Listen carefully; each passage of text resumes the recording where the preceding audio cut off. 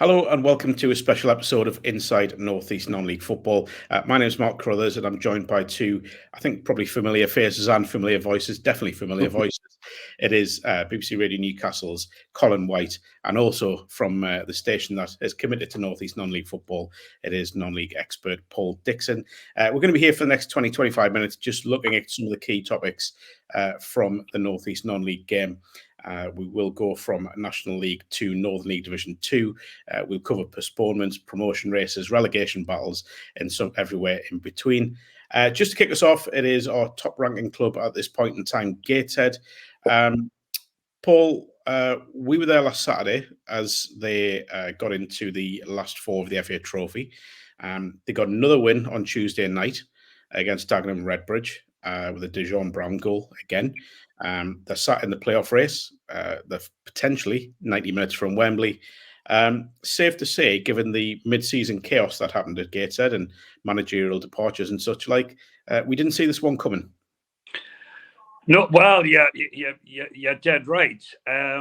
But I mean, the way Gateshead are going is absolutely incredible. I mean, you know, when you're talking about Rob Elliott coming in and doing the job, it's amazing what he's done, because we were big Mike Williams and Ian Watson fans, and, you know, lots of faith in them. They were doing brilliant with Gateshead. They left, and was there a gasp? There was from all of us. Would you agree, lads? Yes? I would say more than a gasp. Yes. But I mean, they've come in. I mean, you know, just to go back, me and Colin went to watch them down at Barnet, and they were incredible. I mean, they beat them easy. They could have scored 6 or 7, and I'm saying to Colin, this is a team that can get into the playoffs here. And then they all left, right? And then Rob's come, and he's just like went, right-o, this is one new team. We're ready to go. I mean, semi-final of the trophy, and they're in a position where in a few months could be playing in the Football League. It's incredible for non-league football in the Northeast. Well, I'm so excited, and you cannot wait to get to their games. I can't wait to the semi-final. I mean, they're away on Saturday at Eastleigh. It will be a tough game, but it'll be a tough game for Eastleigh because Gateshead's the team in form at the minute. Would you agree? Well, of course they are. Yeah. It's Ebbsfleet, isn't it? Yeah, I'm pretty correct. Yeah, it is Ebbsfleet, yes. Exactly. It begins with an E and it's down south. It's fine. Too excited. Yeah, well, that's the thing. There's two things out of the things that Paul said. That mid-season chaos and players leaving and coming in, and Rob Elliott, which I know was a bit before Christmas, but the squad's stronger now. It's deeper now than it was at the start of the season, and that feels insane given what happened across October, November, December, January. But also, we are excited, and they are doing incredibly well. And they're 10 games away from the playoffs and 90 minutes away from Wembley. That means that expectations rise at the same time, and they do. Gateshead shouldn't be where they are in the league on lots of measures.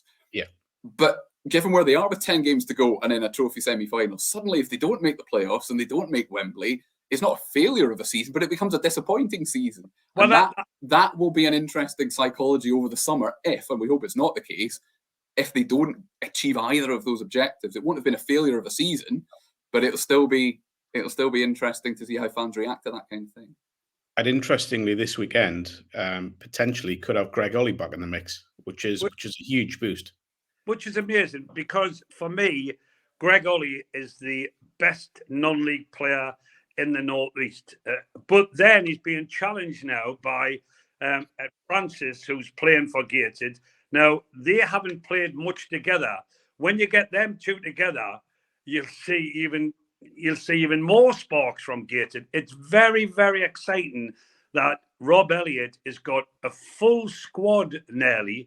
You know, last year when they were going for the trophy, they had one team playing in the league and one team playing in the cup because they couldn't do it. This year, they're a group together, and the place must be buzzing. I mean, they must be training, and the crack must be great. And, you know, they're travelling away this weekend. They're waiting to play in the semi-final at home. What an exciting time it is for Gateshead Football Club. And, you know, if they happen to win the trophy and get promoted, that'll be history that they've never had before. It's incredible to think about that, isn't it? No, it is, really is. It's an exciting time, and you think of how far the club's come. Next week, the Gateshead Soul Group, which was fundamental in saving the club 5 years ago. We'll celebrate that anniversary with an event next Thursday night. I should say we're recording this on Thursday morning. So yeah, big few weeks coming up for Gateshead. We're going to National League North now. You can see the fixtures from our steps 1 to 4 clubs going along the bottom of the screen. Dicker, we weren't going to talk about Darlington, but I think we should bring them up because of the job Steve Watson and Terry Mitchell have done. We were at Croft Park when they beat Blyth Spartans on Tuesday night. Worthy winners, I think we can say, despite the fact Spartans rallied in the last sort of 5 minutes or so. But to look at where Darlington are now compared to where they were, in January or in December when Steve Watson took over, a remarkable turnaround in fortunes. Unbelievable. I mean, Steve and Terry are good friends of mine from past football. And I think there was 625 fans at Croft Park on Tuesday night. And they made themselves heard. I mean, they were right behind their team. I mean, if you were playing for Dalton and they were chanting and chanting all night, it'd give you a buzz. I mean, they were worthy winners on the night. I was disappointed with Blyth, but you're right. The credit must go to them two lads because not only I think they will get out of the relegation battle, but what a job they've done since they've gone. But, they're two top lads and they work extremely hard and they've got a good side at the minute, Darlington. They really have. I think if we'd had to pick at Christmas which one of Blyth Spartans and Darlington was going to get relegated, not many of us would have said Blyth. They're now, but they're not down. Of course, they're not down. But I mean that as a credit to Darlington and we'll go to Spennymoor as well. That the trajectories of them both since they changed managers round about the same kind of time, Christmas, New Year, just been extraordinary. Absolutely extraordinary. It has. And it's a real concern, Colin, looking at Blyth, the comp buy win at the moment. And we always say this thing about, winning breeds confidence. It's easy to win games when you're on a bit of a run. The same is also true of the other side of that. Yeah, I mean, it's 2 points from 30. That's relegation form. And I even when their playoff chances went and they were mid-table and you think still, okay, right, there's the gap to the relegation zone is not that big. There was a while when it was the kind of a similar gap from them to the playoffs and them to the relegation zone. But you thought, well, no, there's enough teams between them that they'll take points off each other. They can't all go on good runs. And surely Blyth are going to win here and there. The last time I saw them live was when they beat South Shields between Christmas and New Year. And they were great. Yeah. And they were absolutely terrific. And there's only two of that. I went back and looked. There's only two of that team that day that's not part of the squad now. Now, admittedly, one of them is Cedric Main, who's a goal scorer. But they've also got Harry Gardner now, who wasn't there previously. They're not like for like, but in terms of number of goals, they do the same kind of job. Yeah. So it's not like they've had a big... It's hard to know what the change is, to be quite honest. It's easy to say what's the takeover that's disrupted things, but it shouldn't really, because we could do a whole entire podcast on the takeover itself. But the one thing to defend the new owners on is they said it's not about this season, so they didn't set any expectations. They said it's just we'll let this season run its course, and then we'll worry about next season. Next season is when we make all those moves and we spend all this money. But that doesn't work if they go down. And the reason they were confident enough to say, we'll let this season run its course and then we'll worry about next season, was because I remember having the conversations with Steve Howard as well. It was, you might make the playoffs, that'd be great, but otherwise, let's just reset in the summer. No, at that point, relegation wasn't a concern, but by goodness, it is now. There's a big lack of confidence in that player. You're right, Colin. I was there, but probably there with you when they played South Shields, and they were great, and they were right up for it, and the crowd was right behind them. It took them till the last 5 or 6 minutes to have shots at goal the other night, didn't it, Mark? Which was disappointing. Yeah, I mean, I spoke to John Shaw afterwards, and I don't think it was anger that was the sort of prominent emotion. It was more disappointment and probably frustration, because a lot of the things he'd asked players to do didn't quite happen until the last 5 minutes. I mean, first half, let's be honest, it was abysmal. It was just so slow. The build-up play just wasn't happening. They get the ball out wide. The quality in the box wasn't good enough. Harry Gardner, bless him, fighting a lone battle up front against two experienced defenders. Didn't happen for him. I think Darlington pretty much dominated midfield as well, Dicker, and just looked the better side, the more confident side, which is kind of understandable, I guess. But I think at the moment with Blyth, it's a worry that they just don't look like scoring goals. One of the things I said to John Shaw is it must be frustrating that you're having to work exceptionally hard to get goals, whereas teams are just getting them. I mean, the second goal was abysmal, and I've said that online, that it was defensively just horrific, basically. So yeah, it's a real concern, and I think they're going to have to find wins from somewhere, wherever it is. They've got hopefully players coming back in the next couple of weeks. That will be big for them, but yeah, there needs to be a change of emphasis, a change of, I don't know. There needs to be confidence gained from somewhere, and at the minute you can't see where it's coming from, which is a concern. One team that doesn't have that issue is Spennymoor. Graham Lee, after an initial shaky start, has gone in and done an unbelievable job, an unbelievable winning run, Colin. All of a sudden, it's gone from looking over their shoulders at the relegation zone to, could this be a late March for the playoffs? Well, it could be. That's the short answer. And you're right when you say it was a slowish start. I think he came in on the 6th of January, very early January anyway, and took 4 or 5 games to get his first win. I think they've only lost one since then. And yeah, they're.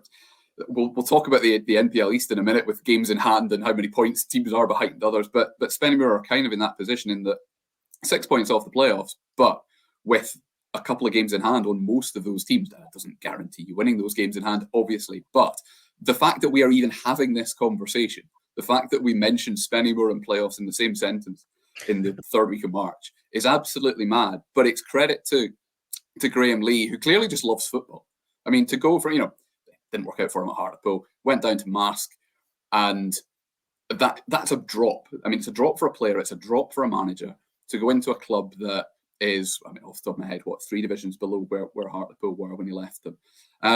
And that went sour, but clearly not for anything of his doing.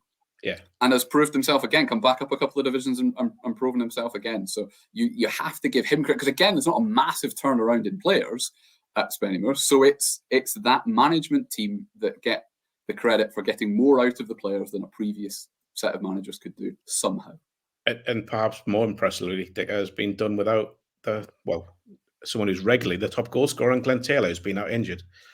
Well, that's right. I mean, Graham is steeped in football. His father was. I mean, he was a great player himself, and he knows what it takes to get a team together winning.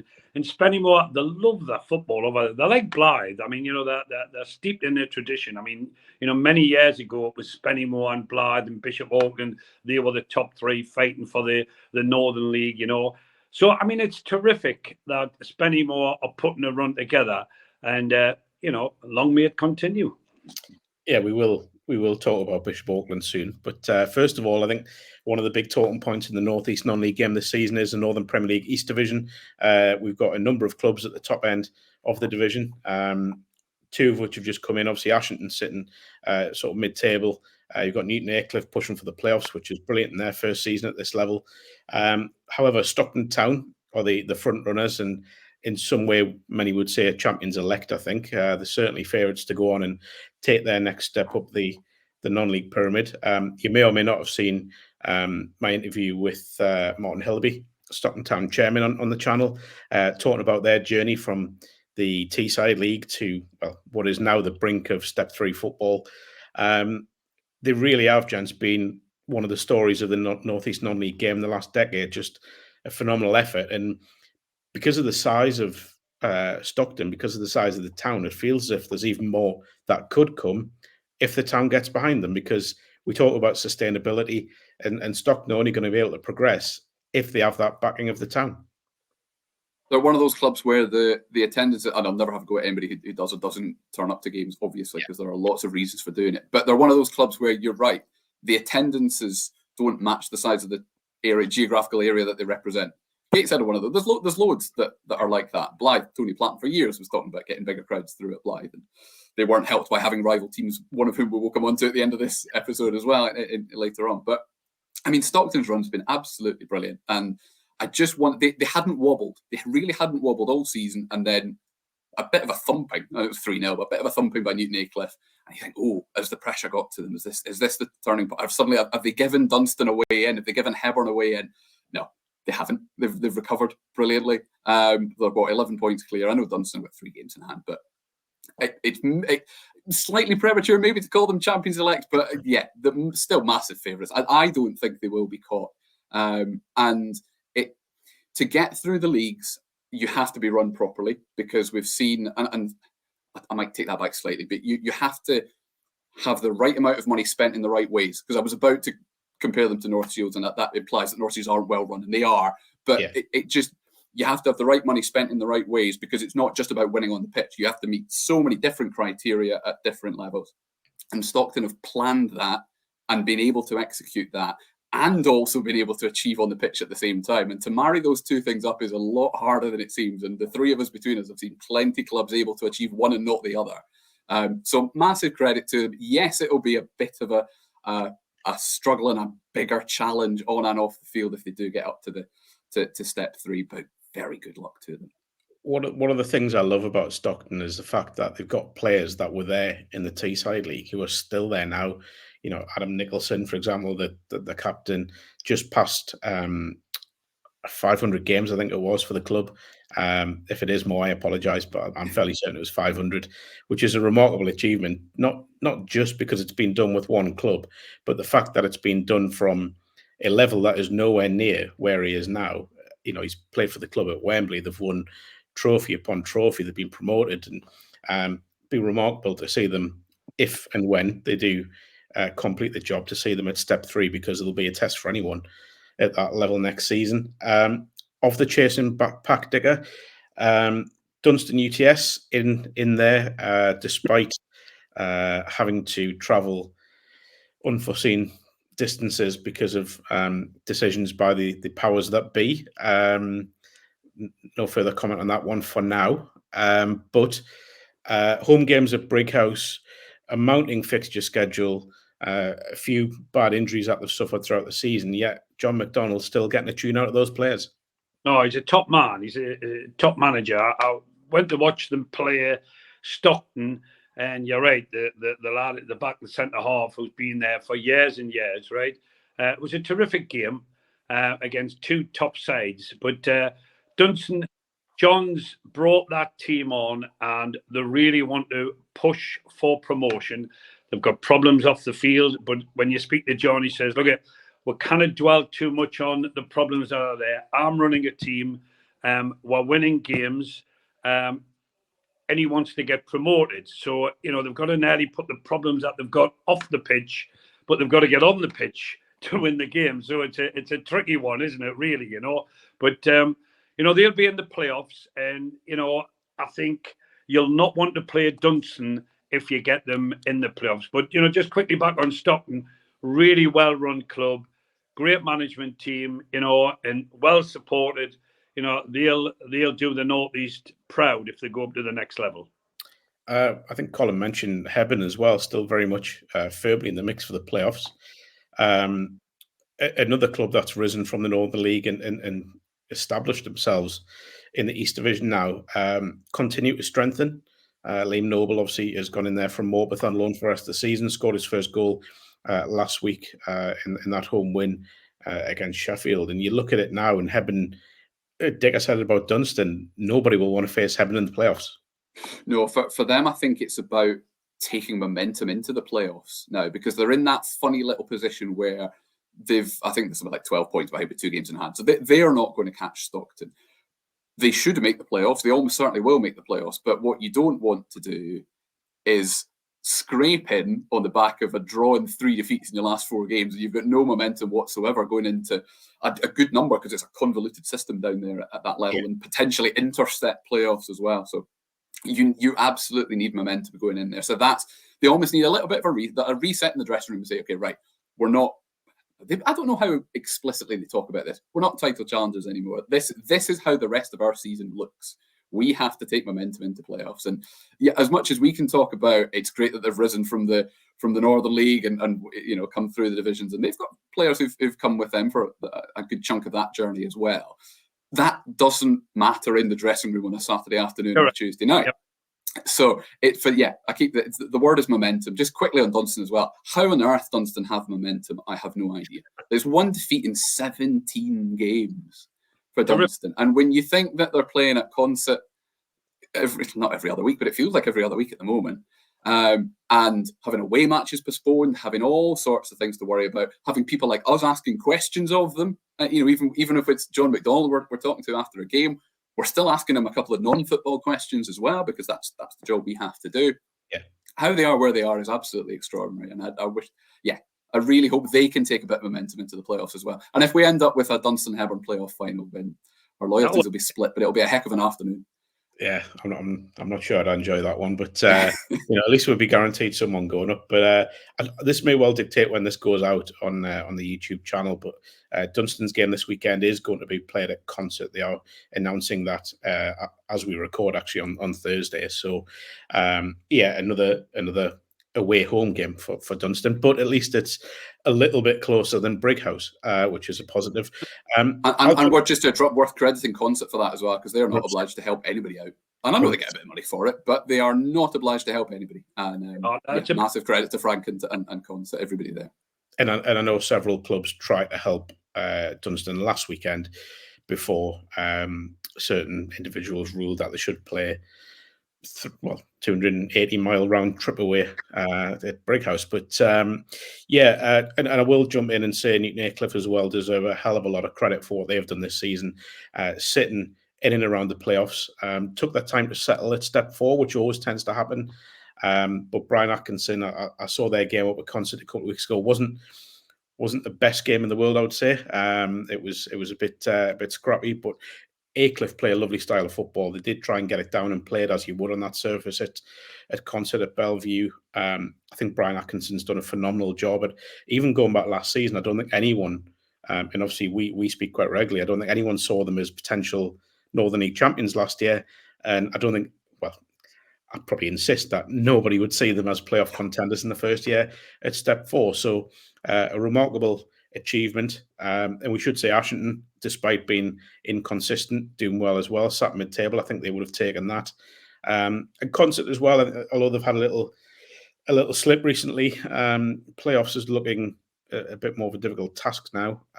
But with a push late season, could well make it. So the East Division, as we've said, is a phenomenal division, as we lose Dicker's face, which is a shame. He's still there, Dick? I'm still here, yeah. That's fine. That's good. We're going to have to speculate as to why he's turned his camera off now, which we might not do out loud. He's gone to get himself a gin. That's what it is.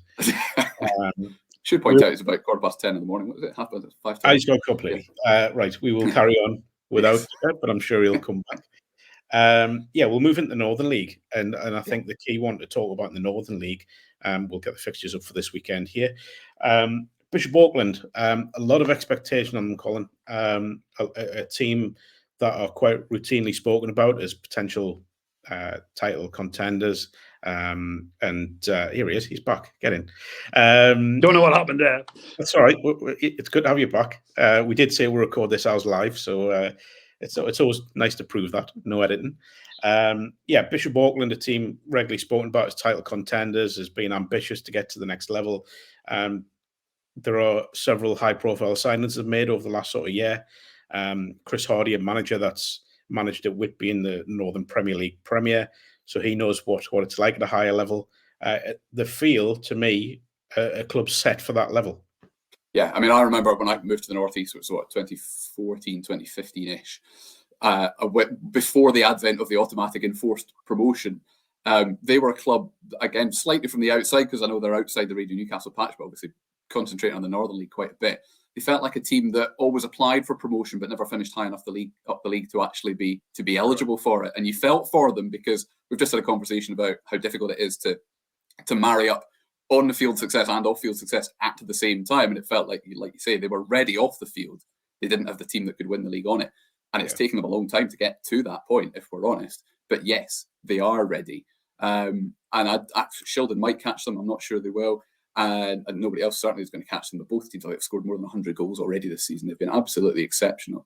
No, they deserve it. You can't grudge them it at all, because they've set themselves up the right way. They've got a good ground. They've got good crowds. Wish them all the success, and I think they will have it. A little bit like we've talked about Stockton doing it the right way and building things correctly. Bishop have done that as well, and they might need to make changes here and there to survive in the league above, but off the field they'll be absolutely fine. One key date to keep an eye out for is April the 1st. Bank holiday Monday, I believe that is, Easter Monday. Bishop Auckland face Shildon at Heritage Park in what I think is their 4th or 5th last game of the season. So that one could be a genuine title decider even. Elsewhere in Division 1, we look and you look at the playoffs have thrown a different dynamic on it this year, I guess. A lot of clubs who 12 months ago the season might have been over at this point are looking and thinking we can get in the playoffs, we still have a chance here. And you look at that playoffs, there's a lot of clubs in there that it's going to be a test. I mean, it's added a really different and exciting, we should say, dynamic to the season. Well, it has, but Colin's mentioned Bishop Auckland there, who are more or less away and gone. But the second favourites, as you would say, is Shildon.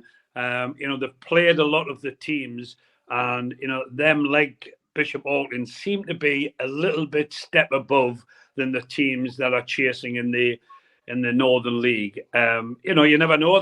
There is shocks, but whoever plays Shildon, they'll have to play exceptionally well to beat them. And if they do beat Shildon and they go on to get promoted, good luck to them, because Shildon, if you are asking the bookmakers, and I know Cheltenham's on this week, you wouldn't get a very big price on Shildon not going up into the next level. Yeah, we'll leave Cheltenham where it is for now, I think.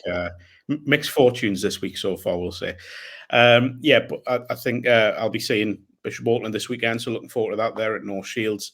As you can see, the fixtures from Division 1 and Division 2 along the bottom of your screen. In Division 2... Shout out to Bartley as well, by the way. I was looking at the tables where we were talking. Bartley Town, who've still got games in hand. They're not going to catch anyone other than maybe West of Auckland. They've had a great season. But they've had a terrific season. And the team, again, at the start of the season, would you have put them 4th? No, probably not. But huge credit to them. And again, whether they're ready off the field if they ended up being successful in playoffs is for them to worry about. But on the field, terrific. Eton Stannington have got quite a few games in hand as well. So there's a busy old period to come, as there always is. The other thing I think we need to remember with Berkeley, two things really, is one, they came up through the playoffs. They had a little bit less time to prepare for Division 1. And also they lost Aidan Rutledge to Gateshead, who obviously, unbelievable goal scoring exploits to replace those goals. And it hasn't just been done by one player, even though they brought in some very good attacking players. It's been done through a team effort. Had an interview with Paul Bryson, joint manager, last week, and it was in last weekend's Sunday Sun, where he spoke about, no, we didn't think we were going to get in the playoffs. We didn't think we'd be anywhere near. But now we're there. We've got to go for it. That has to be the target for the rest of the season. And I love that attitude. I loved it, because it would have been easy to say, well, even if we don't get in there, that's fair enough. We weren't expected to be in there. But now they're in there. We're going to go for it. Brilliant attitude. I think the teams that will play in the playoff this year will be terrific experience for them, knowing if Bishop Auckland and Shildon leave the league, it leaves it even more open next year. And if you played in the playoffs, they would be ready for it again next year. If Bishops and Shildon go up, it'll be very, very exciting, the Northern League next year, to see who's going to be the top two. We're not wishing it away, but it'll be good experience for them to go into battle next year. And I would argue very open next year as well. A number of teams will think they can win it. In Division 2, it seems as if only one team is going to win it, which is Blyth Town. A major lead at the top of the division. Have been phenomenal this season. Another team that have invested, another club that invested it on and off the pitch. You think back to what happened to the old Blyth Town and that story, to battle back from where they've been when they kind of started off again or restarted in the alliance, to be now within touching distance. So we'll return to Division 1. Yes, they've made high-profile signings, your Dan Wilsons, Robbie Dales, such like. But it's one thing making those signings, Colin. It's another one doing it on the pitch. Yeah, and they've been absolutely relentless. And Blue Star have stumbled here and there, and that's natural. Most teams do at some point in a season. Blyth just haven't. They've lost 4 games out of 31. They've conceded 24 goals, just 24 goals in 31 games, and they're another one that's got over the 100 mark in terms of goals scored as well. just relentless. And it reminds me a little bit, and you've talked about investment, and a little bit, but only a little bit, of when South Shields went down to that division, or came into that division, and didn't buy their way to the league, but bought the best players at that division, bought players who were far better than that division at the time.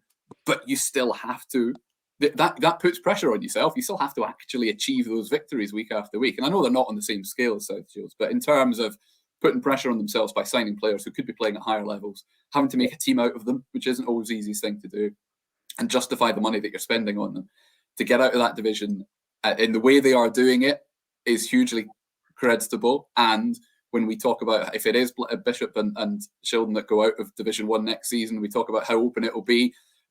Didn't expect Birtley to be in this position. I would expect Blyth Town to be somewhere around that position this time next year. That they're as ambitious as that, so I think it's okay for us to have that kind of expectation for them as well. Now, as I've said, we are recording this on Thursday morning, where we've just had another downpour of rain. It's been well versed in recent weeks about recent months, I should say, about the level of postponements that we've had, the fixture congestion facing some clubs that are now playing 3-4 games a week. They're playing away from the home ground, so Ford Hub and Sunderland has been used by Jarrow, and Washington are playing there, and Bolton are playing there for a bit whilst their home pitches get work done on them. However, although I don't think it's been officially confirmed, the FA did reportedly reject a bid to extend the season by the Northern League, but not just the Northern League, by other clubs, other leagues, at steps 5 and 6. I will say this is my personal opinion. I think it smacks of a lack of understanding from the FA, that they don't understand what it takes for these clubs to get games on. They don't understand the unseen hours put in by volunteers. And most of all, they don't understand that these are part-time players. These are lads and volunteers and coaches that have full-time jobs, that will go out and work 9-5s or whatever it may be, to then force them into a schedule that is horrendous. And I know, Dicker, you spoke about it, that you've been through this as a player, as a manager. This is, to me, it's a little bit cruel is probably a bit harsh, but I think that's the only word I can think of. It's insensitive, I think, is maybe the best. That's a good point. Yeah. I think what they've got to look at is not the back end of the season, the beginning of the season. Now, if the clubs do their 6 weeks training, and then they have a lot of friendly games. We've had 7 friendly games. Well, why don't they have 7 league games? You know what I mean, right? Because we can't stop the weather, lads. And as you know, there's been that much rain this year. It's incredible, right? And the FA or whoever they are can't stop the rain coming down, right? They can be helpful and lenient towards the clubs to see what can we do to help you, not you've got to do this and you've got to do that, right? Which is wrong, because there's some wonderful football clubs. And like you say, Mark, they've got lots of people working really hard behind the scenes, and they make the clubs go. And it makes, people, the non-league people, rely on their football every Saturday and midweek. They love going, and it takes them out of themselves to support their team. I think they need to play more games at the beginning of the season and get the games out the way. I mean, you're talking about, well, in the middle of March now, right? I remember when the football season used to finish the second week in April, right? Some teams have still got, 12, 13, 14 games to play. And if you have a successful team that, you're playing in cup finals, could you imagine if some of our teams had still been in the FA Vars? How many games have they got left to play? You can't play Monday, Wednesday, Saturday, Monday, Wednesday, Saturday. You just can't do it. And it really, we've had a real good season, and you're affected by the last 8 games of the season, and you've lost the league by then. That's really sad. It's interesting with Dicker, when you talk about playing more games at the start of the season, because when I knew we were going to talk about this, I had a quick look, and I admittedly have picked one team at random, so it might not be representative of everything, but I picked the team, one of the teams in Division 2 that's played the fewest games, so they've had the most games called off. It's Jarrow. Yeah. How many games did they play in August? Competitive games at the start of the season, and should they have played more? They played 8. They played 8 competitive games in the month of August. Now, one of them's a Vaz tie, but that's inevitable as well. So I don't think you can front load anymore in a season. I really don't. So the only solution is to extend the season. There isn't another way around it. You can't play more games over Christmas and New Year because they're bound to get called off anyway. Yeah, and we were kind of, I think everybody was maybe slightly, certainly at the FA, lulled into a sense of security last season. Last season was a great season for lack of postponements. Yeah. It was, I mean, not flawless, but it was pretty close. Season before had been dreadful. Last season was good again. This season's been even worse. And without getting on anybody's green climate change high horse, it's not going to get any better. It's not going to get more games will get called off for extremes of weather over time. So it just feels, complete lack of understanding. I don't blame the clubs in any way, shape, or form for this. Or should we reduce the numbers in the league and maybe create another league? If there's in the National League, there's 22 teams. Is it 24? 24. So I mean, it's just the amount of games that you've got to play. It's a headache for the FA and the leagues. But the weather, as you say, Colin, we got away with it last year. I can't see we're getting away with it for much longer. It's going to rain and rain and rain. And, we've got grass pitches. I mean, in the area up in the northeast, there's only a few teams that have got the 3G, and it costs an absolute fortune to put them down, doesn't it? But, we need help by the FA. They need to get the brains trust together and see what they can do for the local teams. Just one final thing on terms of whether you have fewer games and more leagues with fewer teams in it. It's hard, and this is where there's a crossover. The women's game has a real problem at the moment because there's not enough games. Yeah. And it's not because there's not enough teams, it's because they haven't, the pyramid just hasn't been built in a way where the divisions are big enough. And their issue, quite often, Durham, I guess maybe in particular, they can go 4 or 5 weeks between home games. Well, to try and get supporters to buy a season ticket or to get really invested in the club when you're going to go for more than a month without seeing your team play is quite difficult. So there is an advantage to knowing that your team is going to play at home every other Saturday and then probably a couple of Tuesdays chucked in as well. There is no perfect solution, but it is also the FA's job to find a solution because this is clearly a problem. Correct. That's their job. That is a job. Guardians of the game, as they like to refer to themselves at times, but not in this instance. But that's probably a whole other podcast we could do on that, I guess. But we'll leave that for now. There will be a time and place for that. But Colin, Paul, thanks very much for a brilliant 40 minutes. We went over a lot, but there was a lot to discuss. It's been a busy period. In terms of this weekend, Dicker, your Dunston, you were thinking of going to, is that right? I think I would like to go and see them, and they're playing up in concert. So there's a bit of a story there, Colin, isn't there? Really? No? Yes, I should point out that normally Paul and I decide on a Wednesday/Thursday/occasionally Friday where he's going. So this is news to me that he's going to Dunston, but I do not object. Sounds good. You're the boss, Colin. I'm not. I'll be, I'm looking forward to seeing Bishop Auckland. Saw them earlier in the season at South Shields, where they give a very good account of themselves in the FA Cup.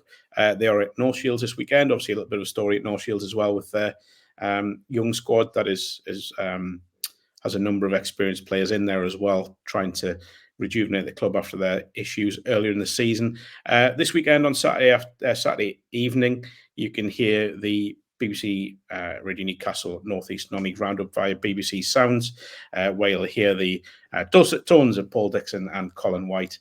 I'll be, as I say, at North Shields. We'll have something from North Shields and Bishop Auckland on the channel on Saturday.